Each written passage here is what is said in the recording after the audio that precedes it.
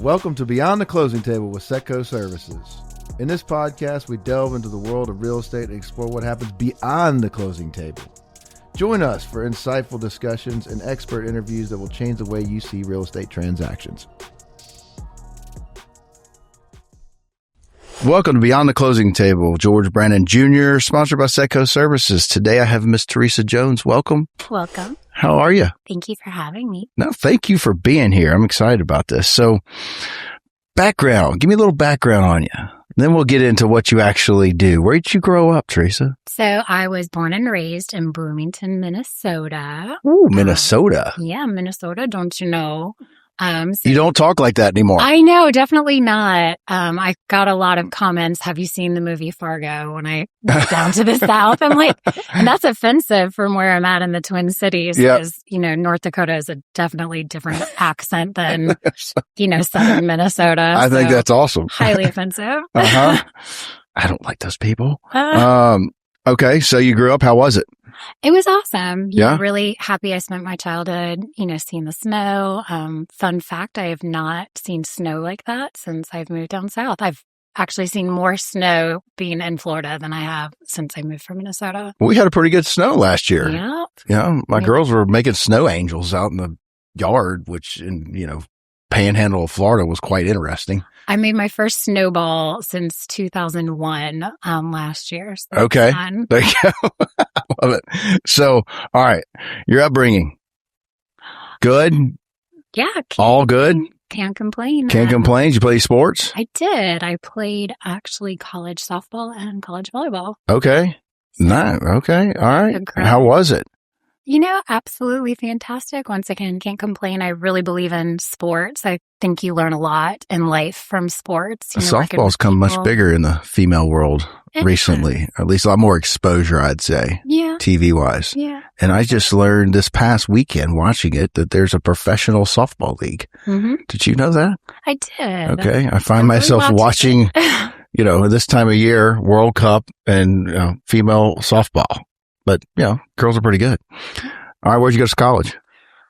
Oh, my goodness. I actually went to 3 different ones. So, NIL wasn't around, so why did we go to 3 colleges?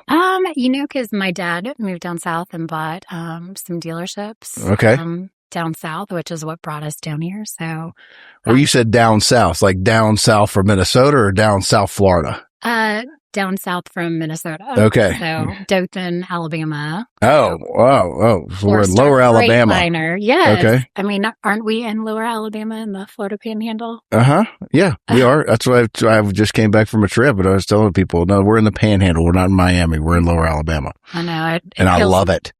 When my friends come down, they're like, oh, I'm in Florida. You want to come meet up? And I'm like, which part of Florida? And they say Miami. I was like, I might as well drive to Minnesota to meet you. Yeah. The difference, people don't realize how big Florida is. Yeah. 4 states in one. Yeah. So your dad had Freightliner. Mm-hmm. Interesting. So trucking dealerships. Yeah. Big business. I always wanted to own a business and I was in college. Came down for the summer, was just going to check it out.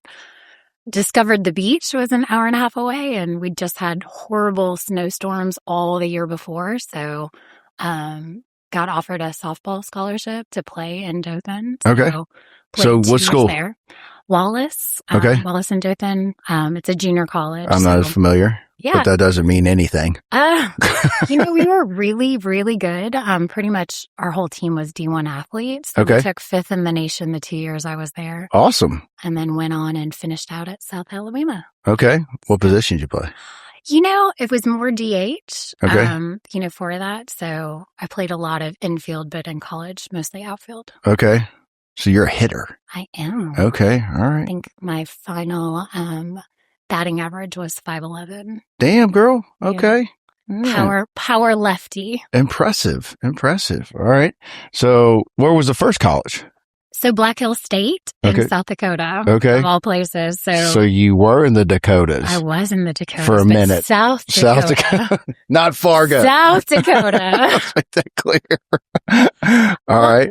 I just laugh because when I moved to Dothan, I got a lot of questions, when they found out I was, had just left South Dakota. And they're like, isn't North and South Dakota the same thing? And do you guys live in teepees? And it was very eye-opening. I learned a lot about the pageant world in Dothan. So it was that's the definitely thing. Welcome to the South. Culture shock. Yeah, a little different. And the difference in sports, college versus pro. I didn't watch a lot of college sports when I was in Minnesota. So we were a huge Vikings fan. And, of course, you watch hockey. So moving down to the South, I'd always get asked, they're like, Alabama or Auburn when you're in Dothan. I'm like, neither. Who watches college football? And now I think I watch college football more than I watch anything. Yeah, that's like taboo down here. Yeah. Football is king. Yeah. But, all sports. So, all right. Where'd you finish at South Alabama? I did. Okay. Did you graduate? Did you get a degree? I did. I majored in sport and event marketing. Okay. And then my sister. Well, that's interesting where we're going, but continue, please. Your sister what?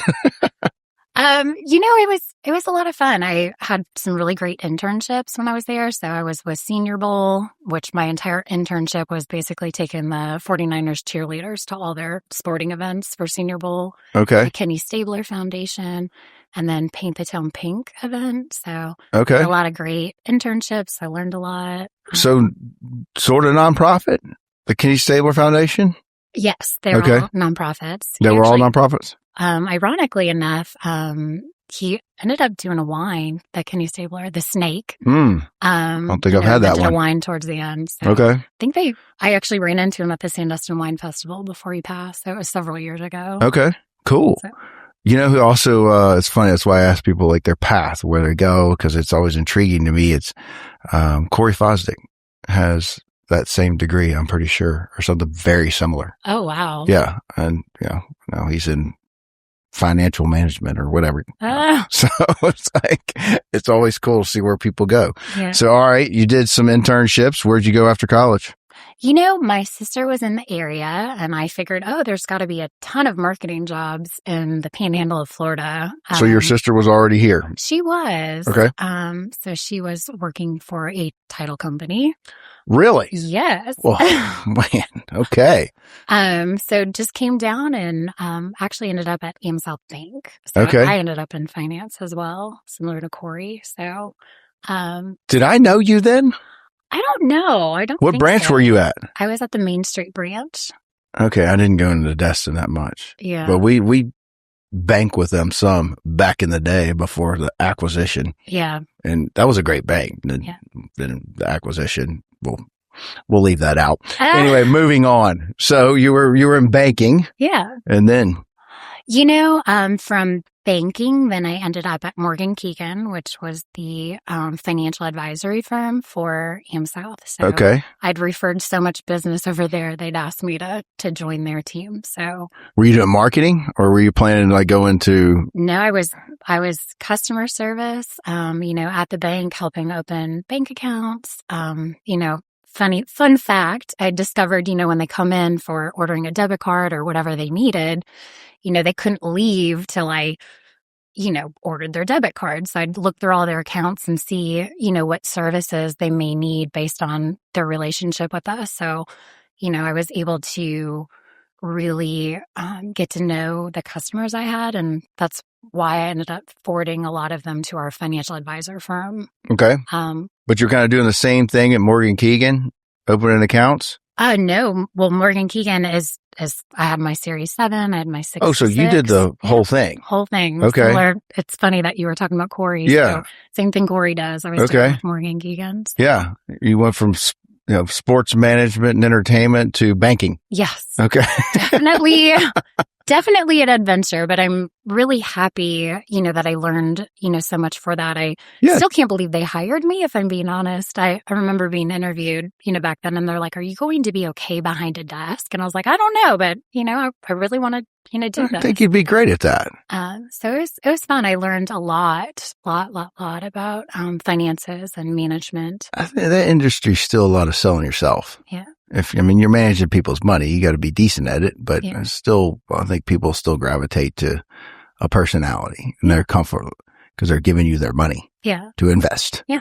So did you like it? I did. I really enjoyed, once again, similar to, the banking, them coming in, learning about them, learning about, how I could help them reach their goals and dreams. I really enjoyed it. How long did you do that? Basically for 4 years. Okay. Which segues into how I ended up with Habitat. So one of my clients is actually call him the godfather of Habitat of Walton County, was a client of mine. Okay. And so he was talking to me about Habitat. And at first I was like, oh, he's like, you should get involved. And I'm like, I don't like nonprofits that just give things away. I don't, the experiences I'd had, the overhead and, nonprofits that I've seen before, I didn't enjoy when I saw, administrative costs and stuff. So I was very weary. But he's like, they don't give houses away at Habitat. And the more I learned, I really enjoyed, the mission of Habitat. Yep. And it really like hook, line, and sink when I met my first Habitat homeowner. So did you start kind of as a volunteer? I actually joined the board. So I started volunteering. Right. They asked me to join the board. Shortly after, they asked me to be the treasurer. And then you are managing money. Yeah. So we were in pretty rough shape, if I'm being honest. That was 17 years ago when I joined the board. 17? Board is 17 years. Board. Okay. So how long were you on the board? For 2 years. Okay. And then we were not doing so great the more and more I learned. Why was that at the time?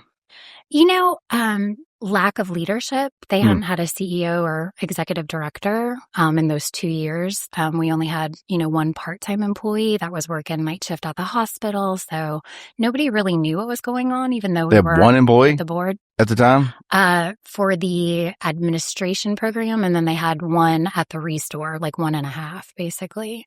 So it's pretty much a board running it. Pretty much. Okay.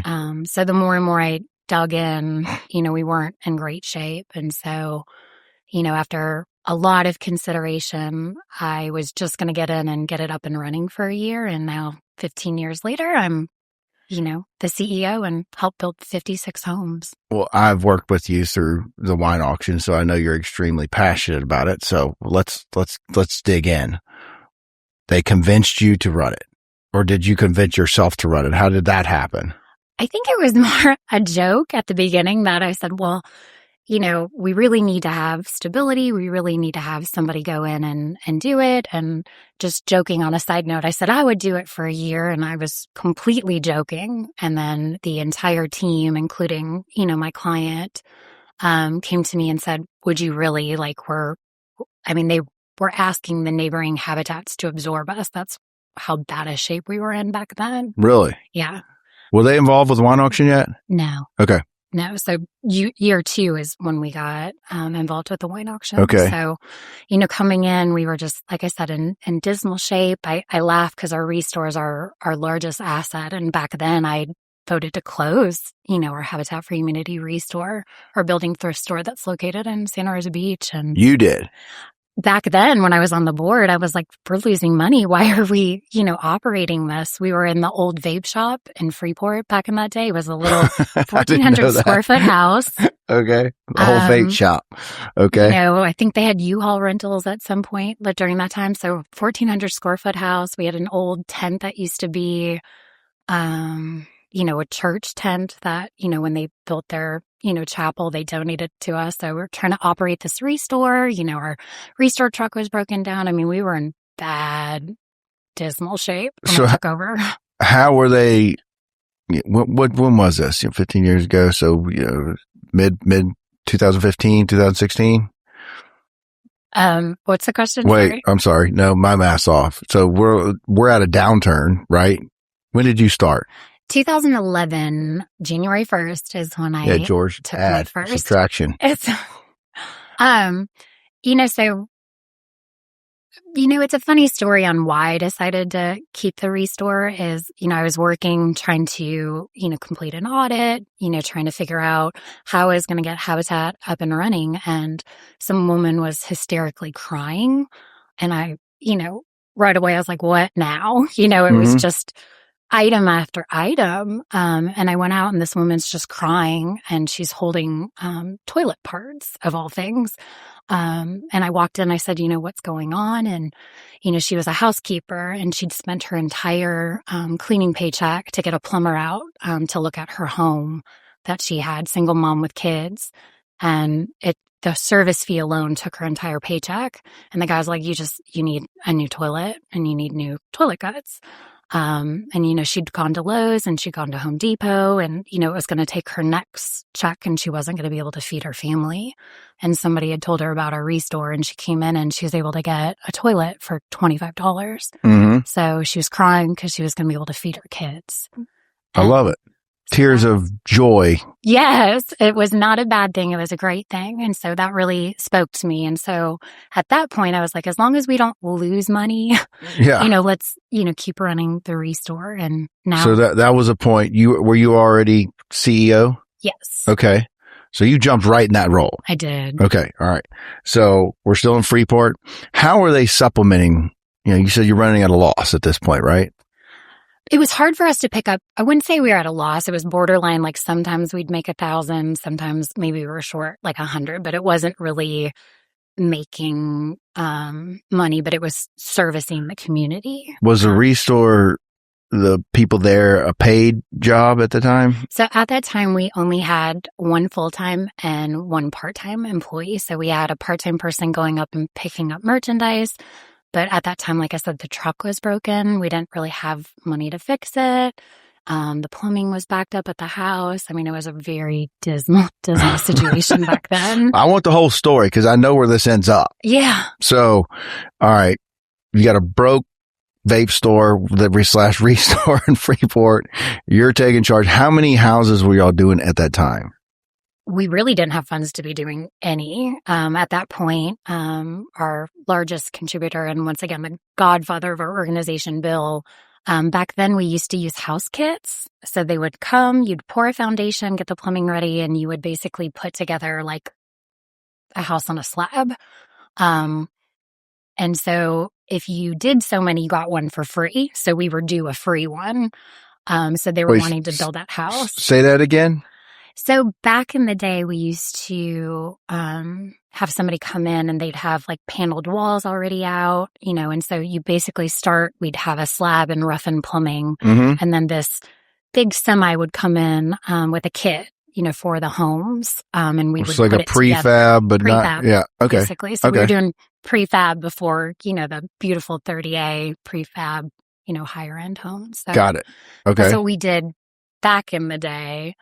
For that. So we would do our free kit that had majority of the materials, but really didn't have the funds to build that house. And interesting enough, and it was my first Habitat homeowner that I was involved in building, we had 2 Burnt Pine employees that the community just fell in love with, which is, why I ended up wanting to be involved with Habitat. Is my very first Habitat homeowner that I met, 34 years with Burnt Pine. She was in housekeeping.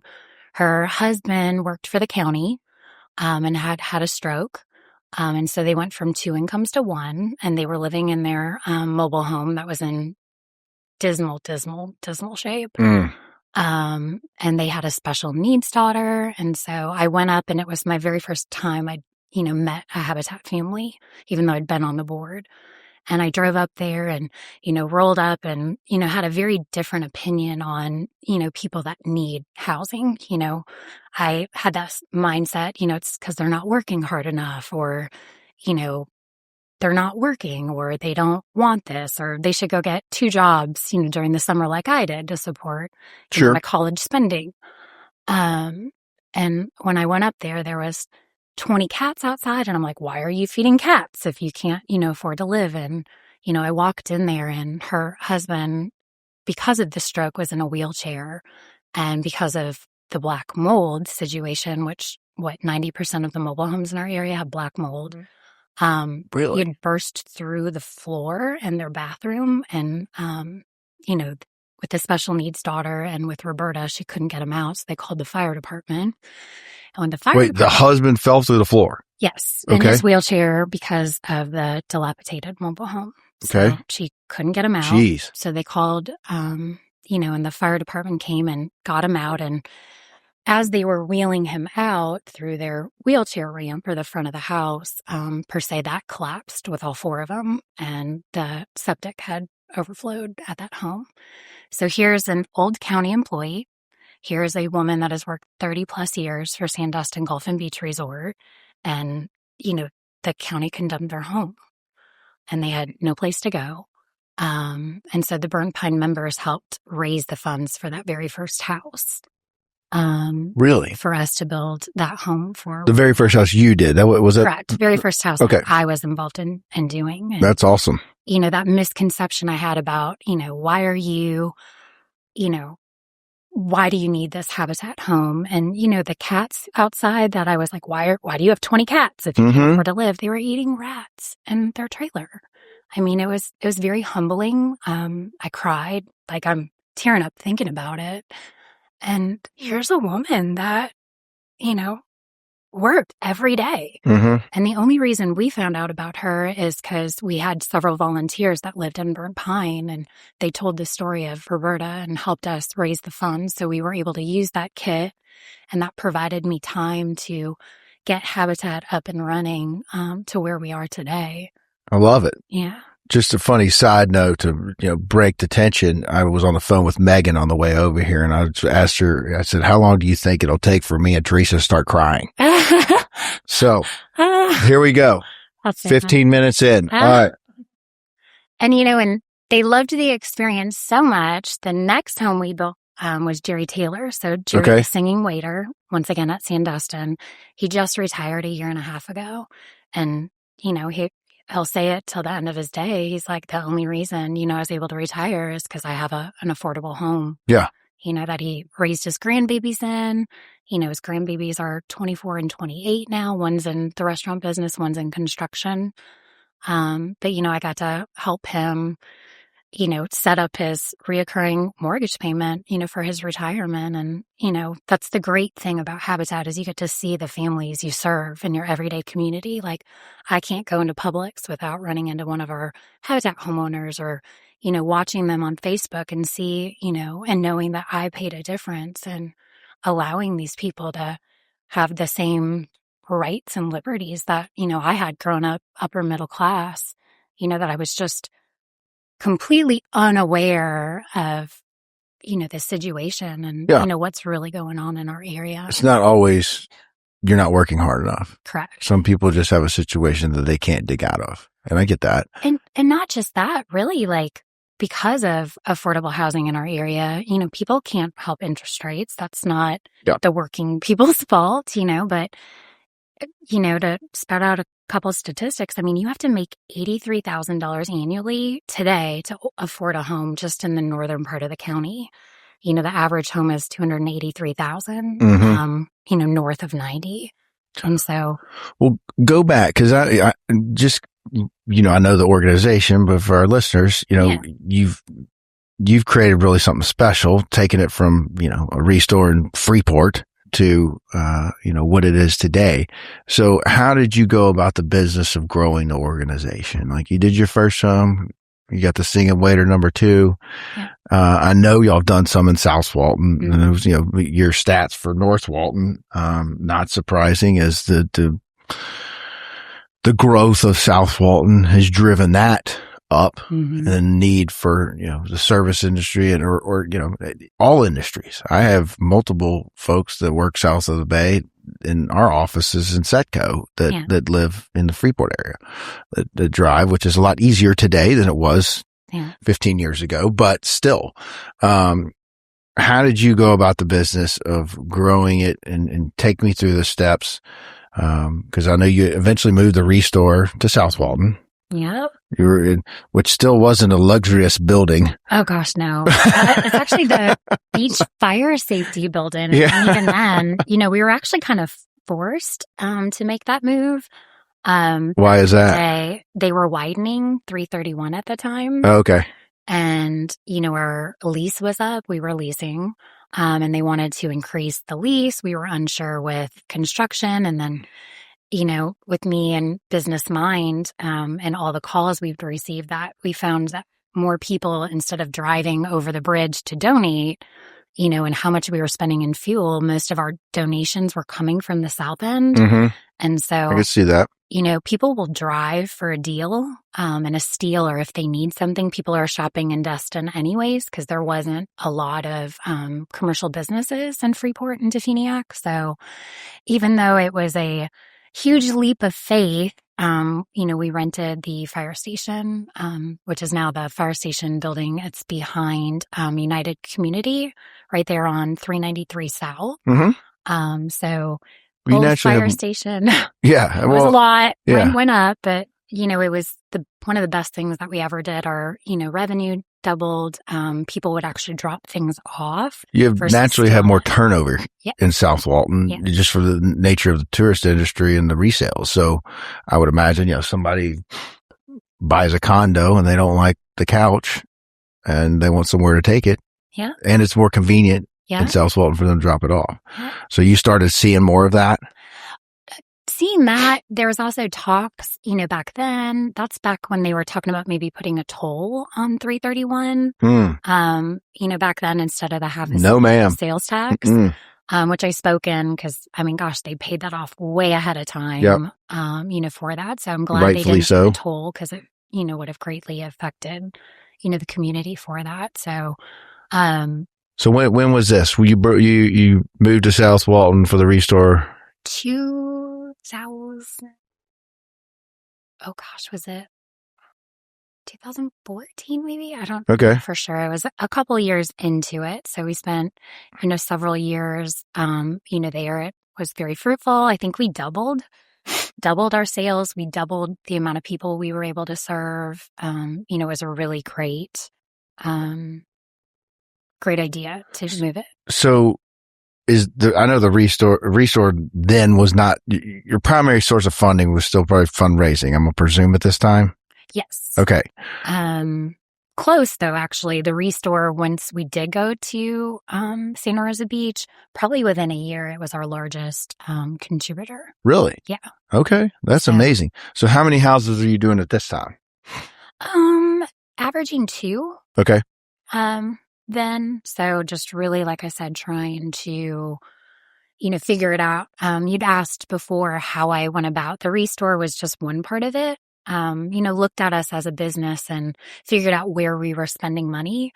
And I just built like an army, I want to say, of advocates, for us. So if we needed financial help, I went and spoke to several CPAs, let them know what I was trying to do and see if they would discount, any of our fixed costs that we were doing. Mm-hmm. Then, if I needed help with construction, went out and found somebody that did construction. So, at Habitat, we're just such a multifaceted organization, a mortgage lender, we're a mortgage servicer, we're a developer, we're a builder.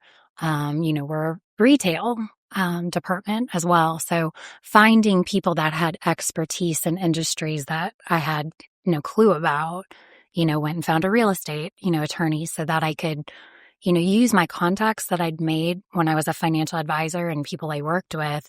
I was able to share the mission of Habitat with them and see if they were willing to, donate or discount their services, which helped greatly reduce our fixed costs. Okay. So that more money could go towards building houses. So, but the end goal was always building houses or putting people in need of affordable housing in a house. Mm-hmm. And we'll get to how that works because I think that's important. I think there's, as you already insinuated, there's a misconception about, people that need it and it's just given to them. But that's not what Habitat does. But so, okay, you have the restore, things are starting to look up. When do you start expanding the home build process? At that time, when we saw how successful we were at the restore, that is when we got in with the wine auction. So really thrilled. I always say Destin Charity Wine Auction helped us become the organization we are today. It really helped us continue to work on our organization where we, didn't have to worry because we knew we were getting funding from the wine auction. So we knew we could keep building as we expanded to make ourselves more self-sufficient. Mm-hmm. So thankful, very thankful for the wine auction. But it's at that time. I'm thankful for you. And I didn't mean to cut you off because I did do that floor 1 year. 1 year. Man, and I'm a pretty strong boy. but that's a painstaking thing. Yeah. And what I'm talking about for those who are listening, and jokingly, Habitat supports us in the wine auction. We put a floor down for our tent, and Teresa's always kind of spearheaded that and got all the volunteers to do it because it's a massive project. 24,000 square feet, 800 sheets of plywood. Yeah. So thank you for that. Just a little side note. We appreciate you so much. Well, we appreciate it because, not only do we get to help, the organization that so greatly helped define us, but also we recycle that lumber. So that lumber that we just, recycled in April from the floor that made record numbers, Mm-hmm. Those are the homes that, we are building in our second Habitat neighborhood. So, I love it. Every sheet that was, put up, it was helped to frame, the houses. So, it's just beautiful, I guess. So take the wine auction, other donations, does that allow y'all to float more houses? Cause you're not, if you give somebody a house, but then they take a mortgage back. Okay. So you're not out $250 or whatever it is. I mean, the whole shebang, but you do have to buy lots and that process, right? And we hold the mortgages as well. So we are the mortgage servicer. So versus, yes, we'll get the mortgage amount back, but it's over 360 payments. Is that government backed or anything? No, it's us. I'm very proud to say, especially for us for Walton County, but we've never had a foreclosure.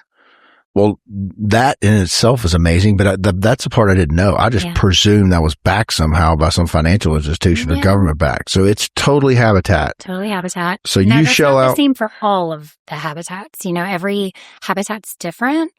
We all have the same core values and follow the same core principles. But we're all individually run with individual boards. So just like there's chambers across the state of Florida, each chamber's different or maybe have different, focal points. So is there a national There is. organization so you have like a rule book, but you can do it differently? Could you get financial backing? We can sell our mortgages. There's nothing to say that you can't. When we were building our restore, we did sell 3 mortgages to kind of help because every dollar we could fundraise, basically ended up being 2. You put out $250. Mm-hmm. That's, whatever that is. And does Habitat take care of the down payment? Nope. We partner with various organizations, that, gratefully help provide down payment. So, SHIP funding, there's some state funding programs, but we help them qualify. We hold their hands through it. We act as a third party to help them get as much assistance as they can, to help buy down their mortgage, because our goal is for them to have the most affordable mortgage that they can possibly have, because that's what makes them successful, So I know you have a lot of applicants now. Oh goodness. Yes. So you vet them financially too. Mm-hmm. And then person comes to you and says, I can afford XYZ in a mortgage, but I don't have the $30,000 to put down. Do you go out and try and help them or I guess when you identify somebody or you have a house reveal and this is Jerry the dancing singer's house, do you help them through that entire process? We do. Okay. We do. It's truly a partnership. Because once again, not only do they pay for their Habitat home and they pay taxes and insurance just like everybody else, but they also have to do sweat equity, which is just a really nice way of saying community service or volunteer hours. So we require, Habitat International makes you have a minimum of 200 hours per adult. We require 250 hours. Every year? For every adult going into the home, and just in order to close on their home, they have to do that. They have to do financial education classes. As far as the process, people apply. We've got a family selection committee that goes through and vets them. So to qualify, you have to have a need for affordable housing, which, over 90% of our community probably qualify. Most people qualify. Okay. Because if your rent is higher than what your mortgage would be with Habitat, which is 100% of our applicants, that would meet that step. Step number 2 is being able to afford it. So, looking at debt to income, we're just like any other mortgage lender. I mean, our application's 30 pages. We actually have to have a qualified loan originator certificate. So, I mean, we have to follow all the same laws. Are you the loan originator too? Our Habitat is, yeah. Okay. Yeah. I didn't know if you got that. Crazy. I mean, you got your Series 7. I'm sure you get a loan origination license. It goes back to finding people that have that knowledge base. So, we've got a board member that holds that certification for us. Okay. For it that, does that. We have a lot of bankers that go through, they pull the credit report, they help counsel. The members that maybe, because we obviously have more applicants than we're able to serve each year just because of funding. So, if they didn't make it that year, I never like to tell anybody no, because part of our mission is providing hope. So not right now. Here's things that you can do. And even if they don't reapply the next year, which they typically do, we've made them better. We've helped their credit score 100 points that now if their car breaks down, maybe they can get that, car loan and they're not, stuck without a car. So you're helping all these applicants, or trying to, at least. I'm sure it's huge volume. Okay. So back to progressing to where we are today. What point did you start seeing the need for the beautiful restore that got built in South Walton County that I pass 10 times a day? Once again, our rent was going up. So our lease was up. In that building? Yeah. You have to think about it, though. There's not a lot of commercial buildings to rent. There was really no place for us to go, kind of like our homeowners, right? Rents are going up, like the community, rents are high. People either want to sell their house or whatever, and you're stuck in this situation. And it's, our rent was going to increase a couple $100. At that point, we had already outgrown the restore. I remember driving by there, stuff all over the place. Box trucks. We had 2 pole barns. We tried to purchase the property, but once again, there's such a demand, for commercial buildings that really, we were kind of stuck in this position that we had to do something, and there was really no place for us to go and to lose that revenue and that service to the community. I mean, we're the only ones that carry doors and windows and toilets and the things that, people need. They already can't afford their home, let alone can they afford to fix it or furnish it. So our restore is really, truly the only place where they can go buy a window that maybe got broken, at a fraction of the cost. So, how many transactions, we were serving and providing that benefit to the community, and then the revenue alone. So, that being said, we'd made do with what we could in that building. We had a double wide in the back that served as my office that came from the old Boys and Girls Club when they were building their facility. It was just difficult. It was hot.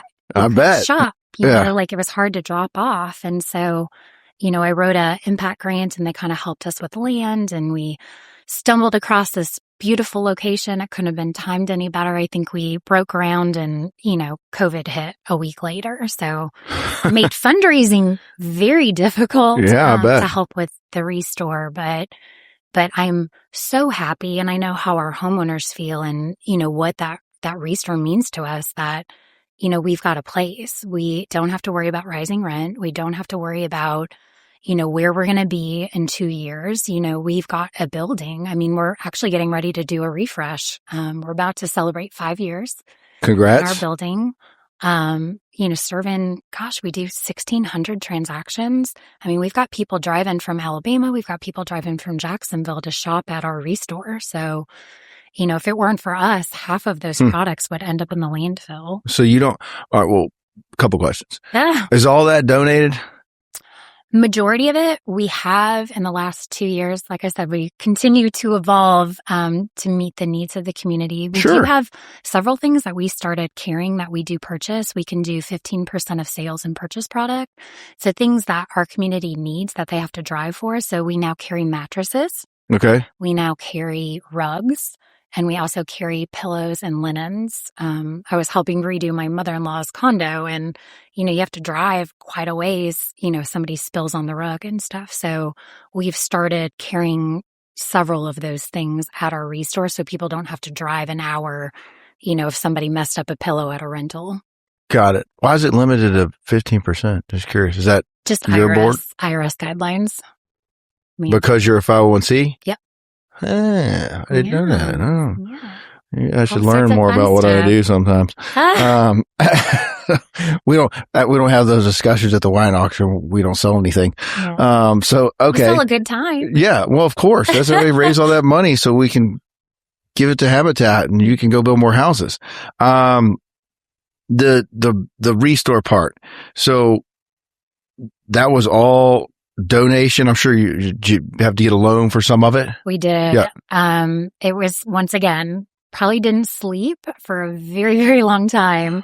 Just cause it's scary. The project, when I first wrote that impact grant, I was thinking, $500,000, that'll be great. And, it was just a lot. And it was a big ask of my board because we had to kind of halt. You were asking about housing production. Well, we continued to build 2 during that time so that, we could invest more in the restore knowing that it would pay off in the longer run.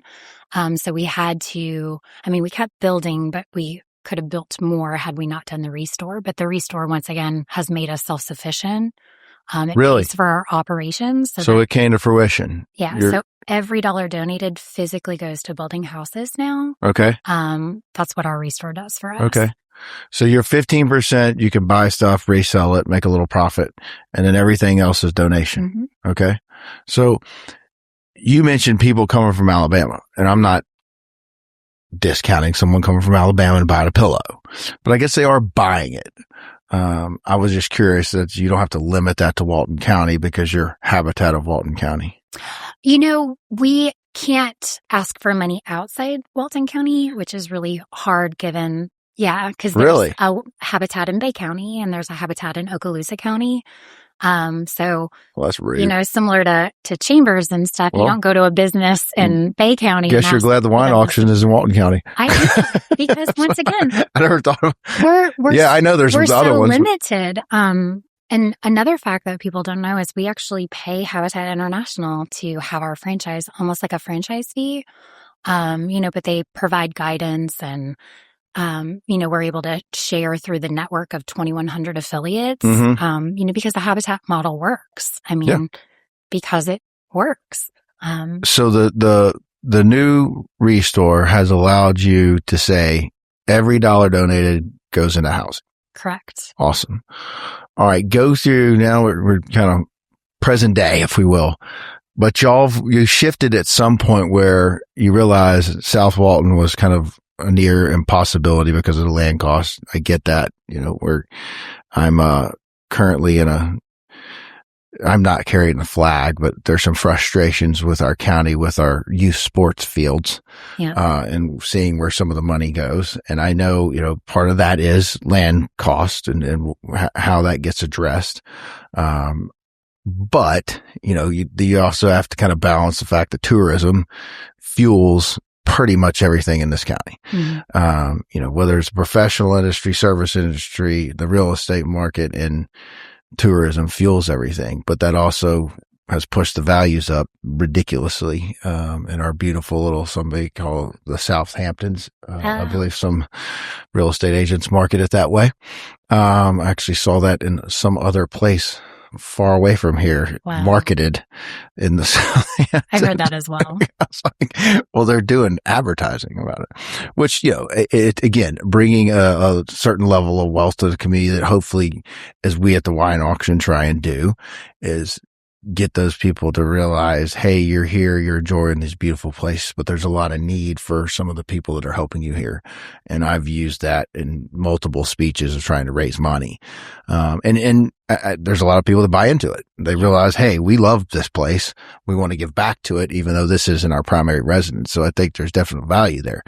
But those same type of people that may sell a house may come drop off a dining room table and some chairs and some couches to the restore. And, that's pure profit for you, and your group.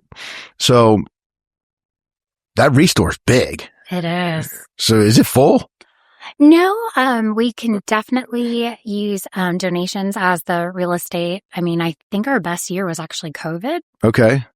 Believe it or not, because so many people were moving into their second homes and wanted to bring their own belongings with them. So, we can always use donations, and You heard it. really need that to help Teresa us needs donations. with our Habitat Free Store.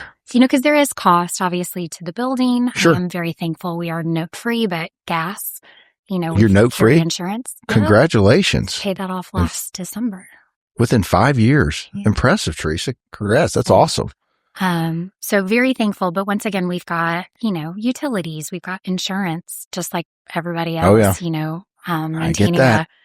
18,666 square feet, building, in there. And then you've got 2 trucks and you've got maintenance and gas Employees. and fuel and employees as our largest cost. Just like everybody else, we struggle. Our employees are mostly paycheck to paycheck,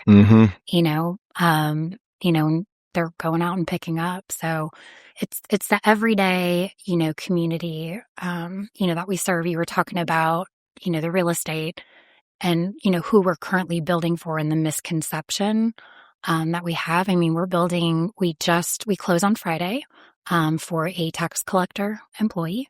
So awesome. County employee. We are currently building for a tourist development council employee. We also have 8-year assistant manager at Zaxby's. We just built for a Sacred Heart employee, regional utilities employee. So, I mean, it's literally the people that we need every day to make the county run is who we're building for. And so I don't think people realize, when they're saying not in my backyard, that these are the people that we need to fill your prescription at Publix. We've built for 2, a Walmart pharmacy tech and a Publix pharmacy tech. I love it. We've built for nonprofit employees. We built for the program director for the Boys and Girls Club. Don't get me started on that story. She was living in a dilapidated mobile home and she was, providing education and programs for our kids. Yeah. I don't, how many people have their kids at the Boys and Girls Club and they were having to go to the facility to use the restroom because their home was in such bad shape. And I mean, she was paying rent. And even then, they were going to sell that mobile home. So she had no place to go and couldn't afford market rent. I mean, the average rent in Defuniak apartment rent last time when we called around 2 months ago was $1,500. And Really? Santa Rosa Beach for the apartments, last time we called around 3 months ago, for a 3-bedroom apartment, it's $2,700. Let's rabbit hole that for a second because I would love your take. This is one of the things, my little notes that I actually rarely take notes, but there are a lot of apartments in South Walton. And I've just heard last week, randomly, because I was out of town on a phone call, that some of those apartments are starting to adjust pricing because they're not filling up. Have you, you're probably, I'm not about the housing market from the real estate side, but not necessarily the rent. Yeah. Because, I do real estate closings. So, not that I'm sympathetic because you definitely need affordable housing in South Walton for all the reasons you just stated. All those people that are, fortunately being able to buy a home and live the American dream thanks to Habitat. They live and work here. And that's, you use the same pitch for the wine auction is, hey, we're all fortunate to be sitting here in this room, drinking this fine wine and eating nice food. But the people that you go and purchase a drink from at the bar is still living paycheck to paycheck. So let's do what we can to help them, especially on the kids side. What do you think about all the housing? I mean, all the apartment housing?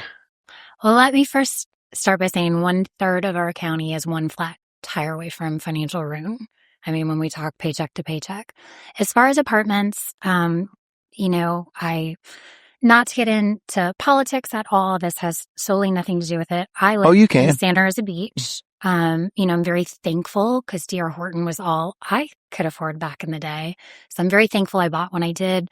I wasn't excited about all the apartments coming up, but I also understand, economies of scale. You have to have those in order to drive the price down. Yep. And so thankfully, because we do call around, I have seen rents adjust accordingly. So as much as, I living in Santa Rosa Beach and limited beach access and all of that, but I understand the need that we needed to have that happen in order for the rents to go down so that people can be closer to where they were. Because as we stated, we are a, hospitality mainly driven, economy. And so the people to clean those rentals and condos and make your food or help serve your drinks or cut your hair or, let you through security. SOA, guard is one of our Habitat homeowners. So, I can speak through this that, we are seeing prices come down because there was so many apartments that were built. So that's a good thing. So it's a good thing as much as, people are upset about it, just like anything. The only way to get the prices down is to have more of them and let the free market, take its reign, I guess. And I wasn't just, that wasn't a comment more of, am I mad about the apartments? It kind of is what it is at this point. I think it's a need, but I do think those, developers, if you will, went in with the idea that we're going to get. I've got a staff member. This may be not a current staff. She was at a 2-bedroom at $2,200 a month. That's about right. And I don't know, that seems pretty high for an apartment even here. Now you have, there's a bunch tucked in that people don't even know about north of 98. Hopefully that does drive down the price where people can live closer, more economically if they choose to rent. I don't think you're going to run out of applicants anytime soon. Yeah. So unfortunately, but, well, nobody can do what we do, speaking, from that. Construction costs are up. We're up, 18%.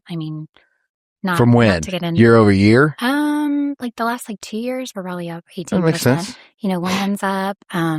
Even just bidding out contracts, trying to get 3 quotes, think of just your everyday, like trying to get a housekeeper to bid something out. So it's, no different in the, construction industry. Why are you going to build a house, north of 98, same square footage when you can make 100,000 south of 98. So, pairing contractors or trying to get people, to build.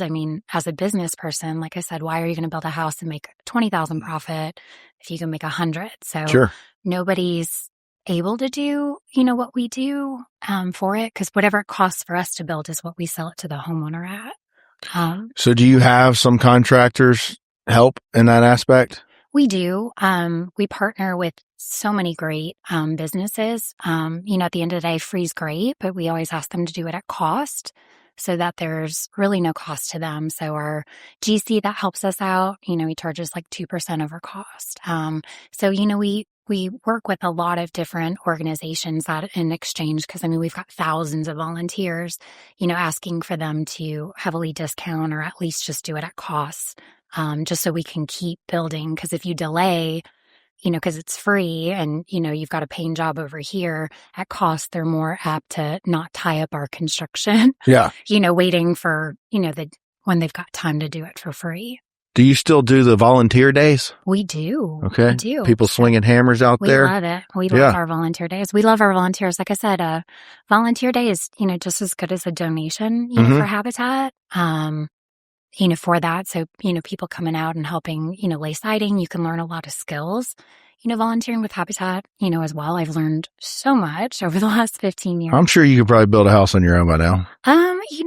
Funny is that's probably the only thing I don't actively do at Habitat, for you that. Could just do because it.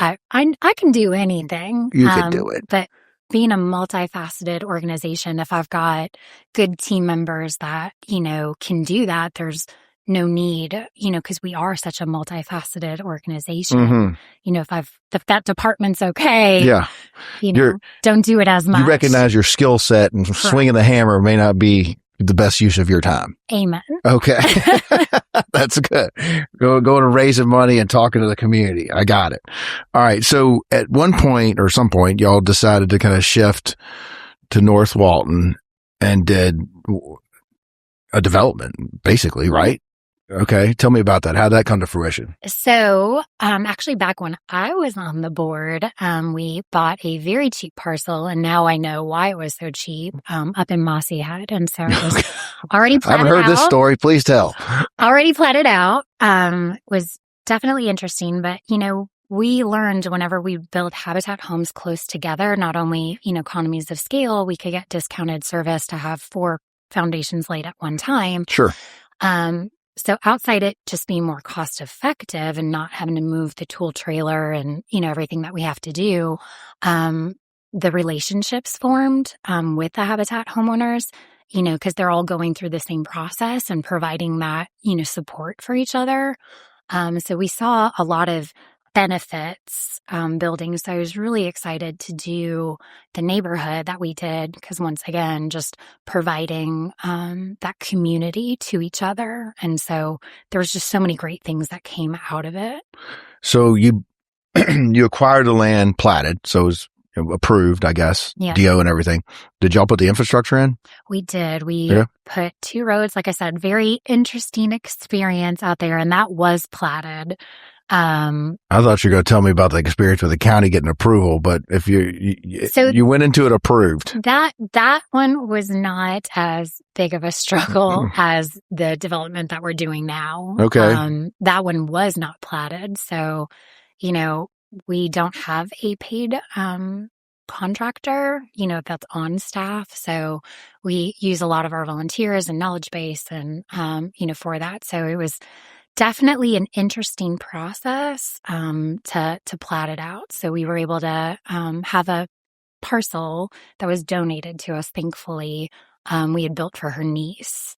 And she just loved our program and loved our organization and donated this parcel to us. But this is the newer one? This is the newer one Okay. that we're building on Vane Avenue in the city of Defuniak. Okay, So awesome. they'll be on city water and sewer, which is really exciting, for our homeowners, just so they don't have that pump fee, that can get pricey over time. And it'll now be 9 habitat homes. How many was the first one? 13. Okay. So you saw almost community form from doing it in a development style as opposed to like piece by piece. That's amazing. Yeah. So how many do you have left in the new one? We have 2 foundations poured and framed. We are pouring another 4, I believe, in 2 weeks. And then once again, just depending on funding is how many we'll be able to finish. So, we've got our check presentation in August with the wine auction. And then, like I said, we evaluate, each year, depending on how much funding we have, how many homes we can build. Because you can't just stop halfway through a house. Yeah. There's theft chances, rain going in, it can damage the home. So really, looking at what we've made for the year and then establishing how many homes we can build after bidding out contracts. Well, but you can pour 4 foundations and be fine. Yeah. So that's definitely see economies of scale there. Yeah. So you kind of mentioned prior to this, the current Florida legislation in affordable housing. It's become a big topic nationally, especially with interest rates that have gone up in the last few years. Our business, of course, real estate market as a whole nationally, I could pin it on June 30th, 2022, where you go, that the interest rates, you basically had 2 generations of people that never really saw an interest rate over 6. And then it shot up and it's sort of pushing down. What's your take on what Florida's doing? Once again, I see a need for why they're doing it. Having blanket policies may not be, for everyone, but once again, I see as a developer and as a nonprofit, it's hard for us to do what we do. So, seeing the other developers doing it and then just also seeing developers not come to our area and maybe go to outside areas because they're incentivized. So, I guess I have an interesting take because I can see all the sides of the argument. So I can see where wanting to control, locally can be beneficial, but I also know that there's a lot of people that maybe aren't as educated, the not in my backyard thing, that even the affordable housing, as you talked about before, isn't affordable. So we just have a higher area median income, and affordable in the state of Florida is 120% of that. So, you can charge $1,700 for a one bedroom, and that's affordable per our area median income, but that doesn't truly help our workforce housing, I guess, if that makes sense. Yeah, it does. But once again, with as many that were built, like I said, we are seeing that correction and they are going lower. I feel like I'm talking around it. So I appreciate and can hear it from Developers Avenue. If you have to go in front of the BCC 8 times and that company has to service every time they go and they get delayed. I mean, there was one development alone, I want to say they spent $36,000 just servicing people just to have the hearing delayed. Well, you have to absorb that cost. Yeah. And so it's really expensive. People don't think about it. I mean, we do it at cost, but our costs are still really high. So I can't imagine, other developers, and then a lot of them that maybe could do more affordable or incentivized more in other areas and were kind of pushed. When Hurricane Michael hit, they were offering a lot of incentives for developers to go out there. So, I know people talk about the development we had in our area, but we could have had more and had a bigger correction a while ago had we had the abundance sooner, I guess. And once again, I live in Santa Rosa Beach. I know there's limited beach and stuff like that, but I also know firsthand that the people in the apartments we need to work, or you're going to wait 3 hours to sit at a table. Yeah. Your food's going to take an hour. You're going to have to drive to Bay County to get your hair cut, or get your prescription filled. So there's such a need for those people, in our community. I'll say it. You don't have to. Our county government has not kept up with the growth in our county. And I mean that at every level. And I mean it from commission down. Yeah. They unfortunately have not kept up with the, let's just say, maybe the intelligent or foresight to be able to keep up with the growth. And affordable housing is part of that. Yeah. I mean, I mentioned the fields thing. Our growth after COVID has been, in a lot of places like us that are unique, and there's other places in Florida, that the growth has been so rapid where, now you've got our own local kids don't have places to go, but there's a tremendous amount of wealth that is fed back into our county government. And short of the sheriff's department, I think all of it's broken. George said that, not Teresa. City of Freeport is the fastest growing city in the state. Last time I looked, we're the 3rd fastest growing county. It's a lot, Yeah. Turnover, of people that maybe had knowledge base or, pay. I mean, there's a whole bunch. I mean, it's not just one finger pointing, to it. I mean, I think everybody wishes that they could go back and see this and maybe do it a little differently. Sure. I mean, my son plays basketball. There's no place we can, go for that. So I'll loop them in. I mean, I completely, I get it. Yeah. Well, you're in it and you're trying to help. And I know that's challenging. So what's the future of Habitat look like in Walton County? So ironically enough, we do homeownership opportunities. Land is a struggle, trying to obtain land and then the cost of the land. Once again, when we sell it to the homeowner, it's our cost. So with everything in mind, and as you're talking about forecasting out, need for affordable rentals and, opportunities to make sure that the housing production we're doing stays workforce housing. I'm in the process of becoming a certified community land trust. To help tackle not only the current issues, but future issues that we may be having in the next couple years. What would that do? So a community land trust, think of it like, you do closings. Yeah. So think of it like commercial. Yeah. You just don't own the land. Sometimes you build a building, and incur that. It's, Pensacola is doing an amazing job if you wanted to look at a model for it. So we're modeling after the Pensacola Habitat, who has done the Northwest Florida Community Land Trust. So, Okay. it just enables us to, there's such a need for what we have, but there's also greater needs for, rentals or, a hybrid. So maybe you don't appreciate as much as you do in fee simple. So it's kind of a hybrid between renting and owning. Think of the community land trust. Well, and there's different ways you do from the title side for a land trust, but are you talking about more like ground leasing? Mm-hmm. Okay. We have a 99 ground lease that's written into it. We max out their profitability, so they're still getting all of their stuff, and they can still, benefit from the appreciation in the market, but it's just capped. Unlike if you just had fee simple. Are they live leases? Mm-hmm. So, I could donate, which I don't have, this is a hypothetical, 20 acres and put it in your land trust and get a monthly payment. Well, it would go into the community land trust. So you can't kick the owner back anything.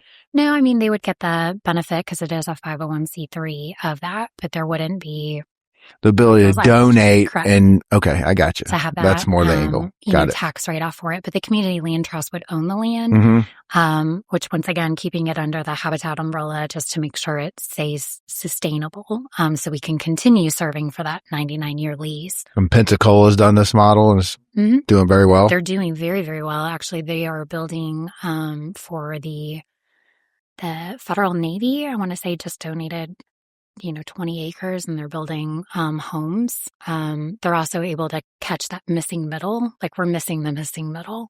So us as Habitat, our affiliate, because once again, every habitat's different. We all follow the same models, but we may do or preference different things. So we only service 80% of the area median income, but I see like a huge need between the 80 and 95.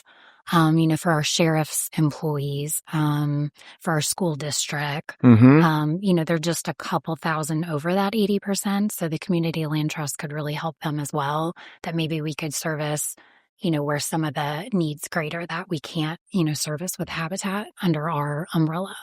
Yeah, no, you mentioned the sheriff. It does. Yeah. I mean, you're trying to make it more affordable. Yeah. Bottom line. And a creative way to do it. I had the sheriff on here, and his deputies take their cars home, blah blah blah. A lot of them that work in South Walton, unfortunately, can't live in South Walton. Yeah, and it's affordability. So they're driving down here every day, so that's more cost on the sheriff, et cetera, et cetera. So, do you think there's any opportunities in South Walton that y'all could do anything, or is it just? At this point, once again, the land would need to go into the community land trust. And then once again, then we can make sure that those units stay affordable and stay workforce housing, because they would need to sell it to another workforce housing family in the community land trust is how our land lease. So, another sheriff could buy a home. So that homeowner still gets all their principal payments. They still, have the benefits of owning a home. Like I said, their appreciation is just capped. So they're not going to make $200,000 or $300,000 unless they've been in their home that long. And then we resell it, to another workforce. Okay. Housing. Creative. So someone can sell their home. Yeah. If it's a straight deal, not a land trust deal, but anybody, like through our Habitat program or the community land trust, so they can sell their home. We do have clauses in our mortgages, rights of shared appreciation. So, that, and then first right of refusal. So if, somebody has to move out of the area, right, or they got a really great job opportunity, or their parents are sick and they want to sell their home, we just ask to have that opportunity to buy it back first. But if the market's crazy, it may cost us a whole bunch to buy the unit back. So that's where the community land trust is extremely, beneficial to us, because they're cap sized, because a lot of it is land. Prepayment penalty is not the right word, but what's the normal timeline?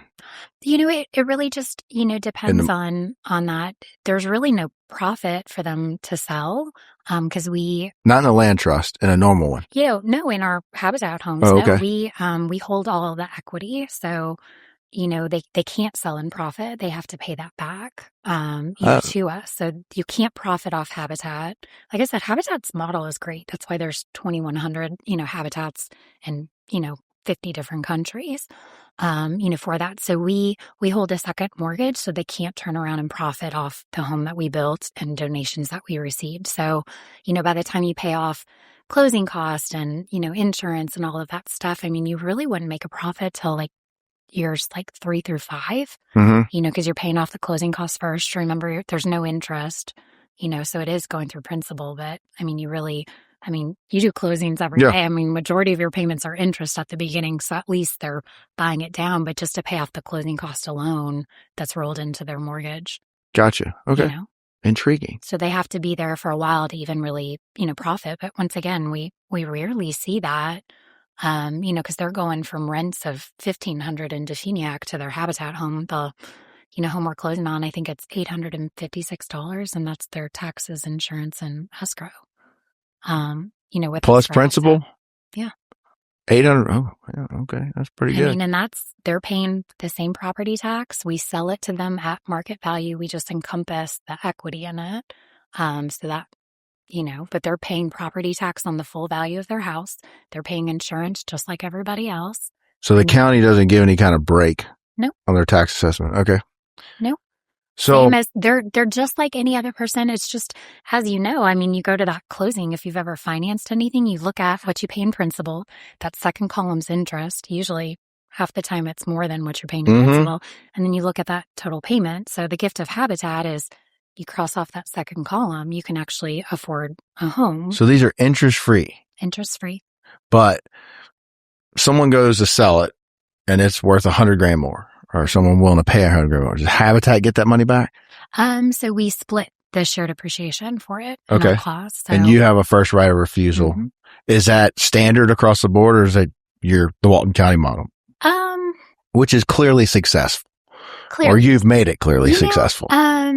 Majority of them have some kind of, pretty much everybody has first right of refusal. I'm not sure about shared appreciation. Like I said, usually houses don't appreciate like they have in our market, in Florida. So usually that isn't per se the issue. But yes, they would benefit from that, and we would in the fee simple model. Okay. But usually that's not the case, because the market doesn't go crazy like that.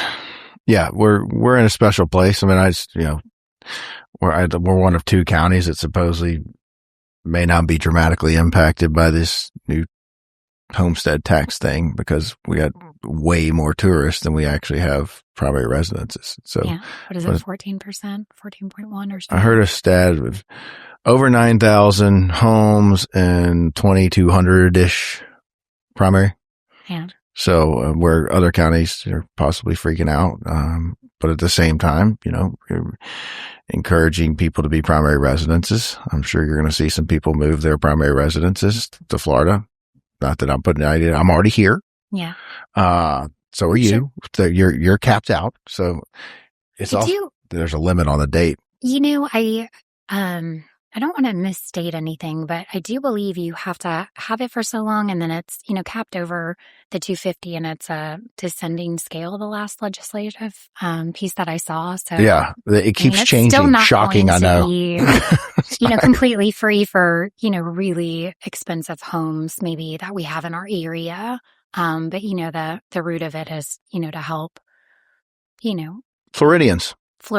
Are the fixed income, earners. So once again, I have a unique perspective where I can see all the different perspectives on, why and, how it may affect. I mean, once again, not to talk, politics, but we do have cities, inside. So it's not just the county level. You've got City of Freeport, City of Boston, and City of Definiak, and that may, affect them differently than, the county wouldn't per se have an issue, but maybe those cities would.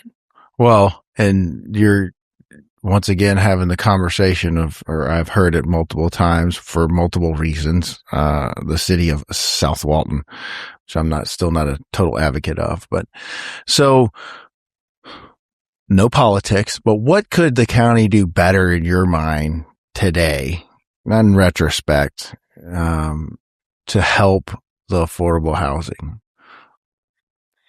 Um, foresight just to make sure that we have those units available in the South End.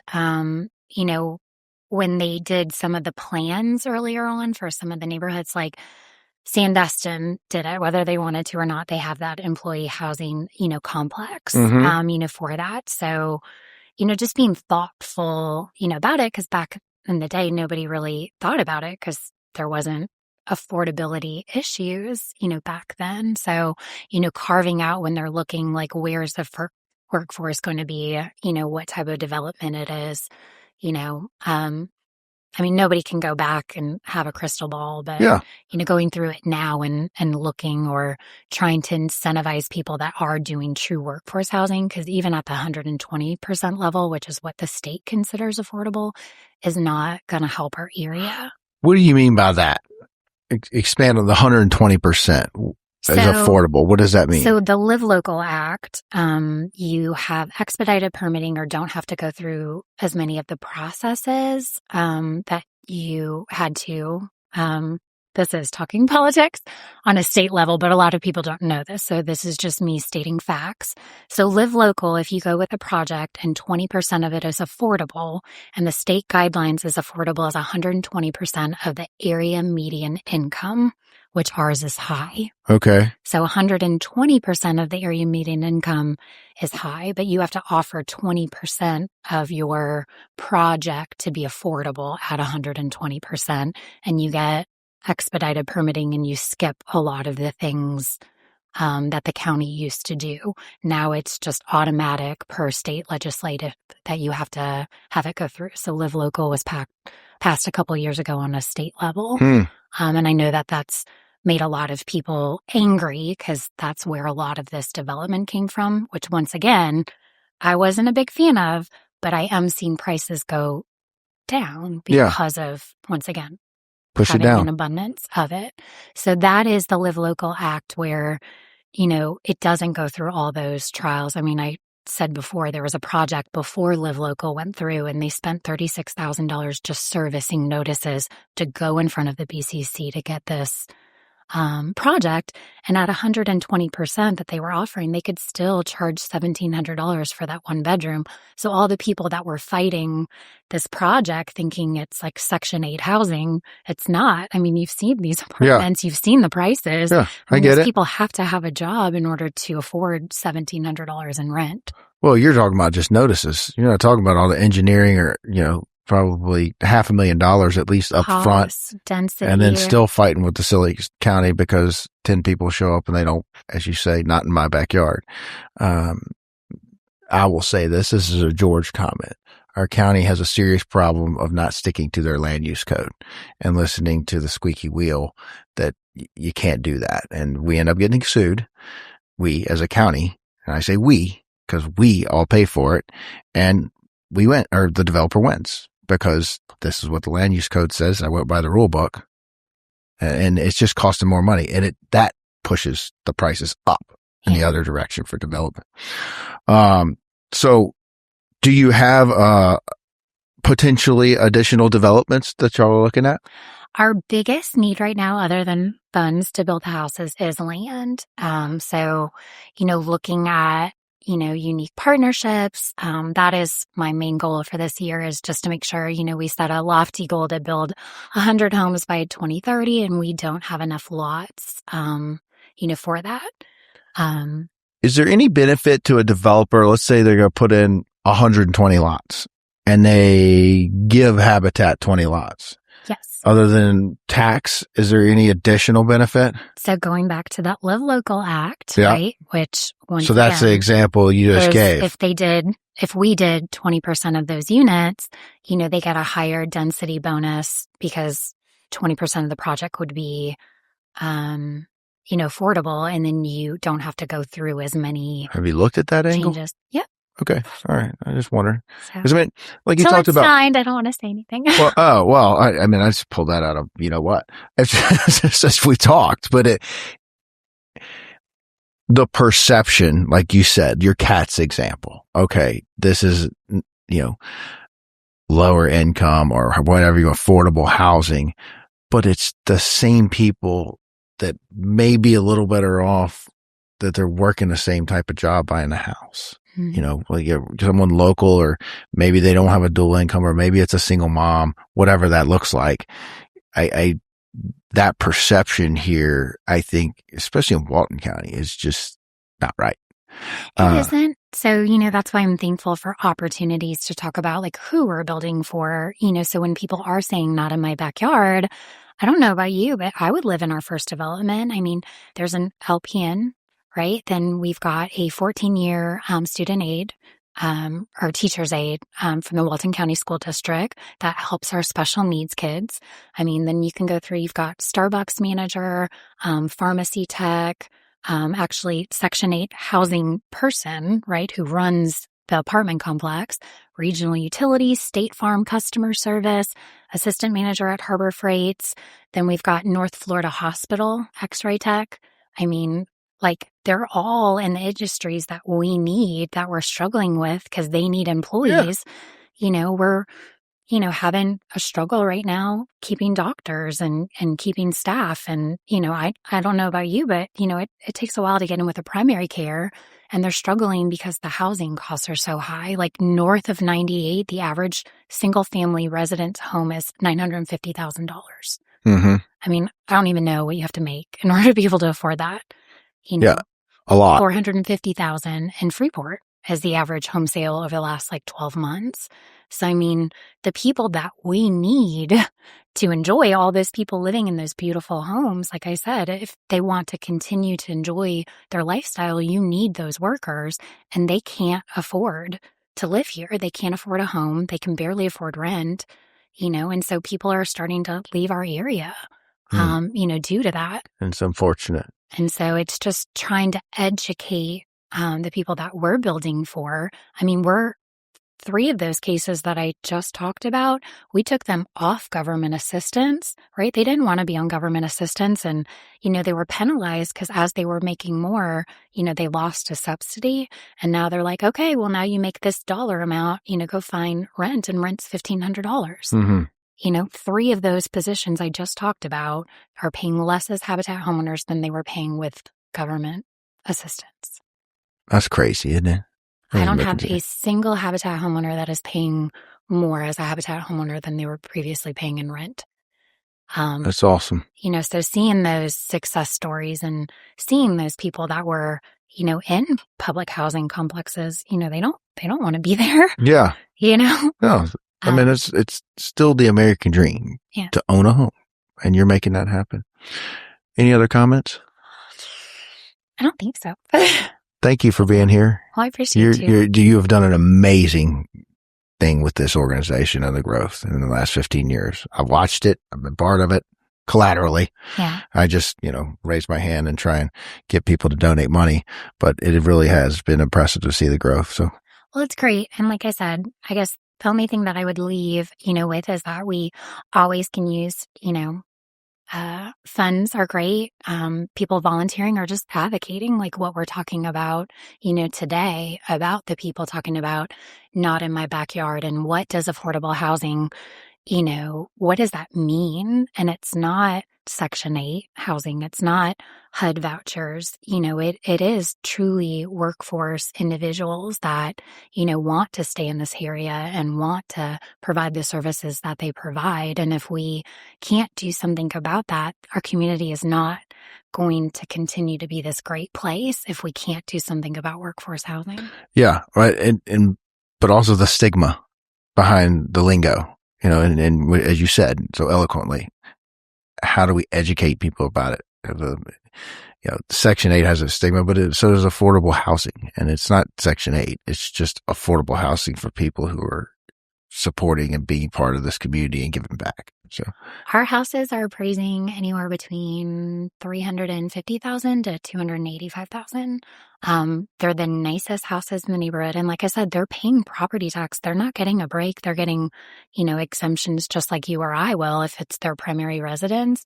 But I mean, they're paying property tax at the value of their house. Yeah. You know, so it's a great model. I mean, I would love, you know, to educate or tell anybody. So advocate, volunteer, you know, donate. For every dollar we receive, we put 1.7 back out into the community. You know, we're That's a great stat. Creating Love that. jobs. We use local contractors, just like we need local funds.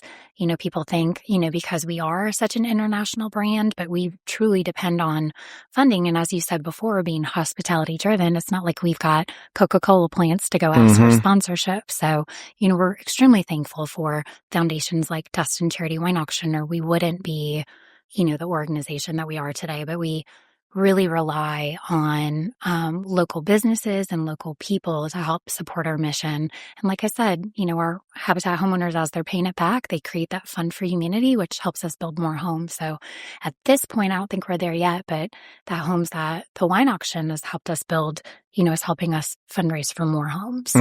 So it's the fund for humanity and the gift that keeps on giving. I love it. I'll keep doing my part. You keep doing yours. Amazing work. Where can people find you if they want to donate and listen to us? So our website is waltoncountyhabitat.org. We're also on socials. So Facebook, they can join our e-blast. We're on Instagram, and we just started TikTok as well. Ooh, the TikTok. How about it? Following our social media, basically supporting our restore is really big. So, if you know realtors and stuff like that, please don't throw it away.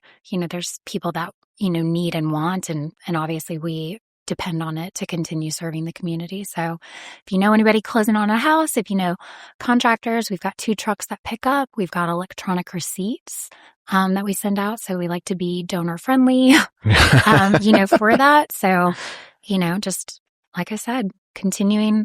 We kept 66 dump trucks out of the landfill just last year alone for stuff that would have gone had it not been for us. So awesome. Check us out. Love it. You can find us on 2440 US Highway 98, just west of the Santa Rosa Beach Publix is where our restore is. Beautiful little store. About to go through a refresh. Donate, y'all. Teresa, thank you. Appreciate all you do. Bye, y'all.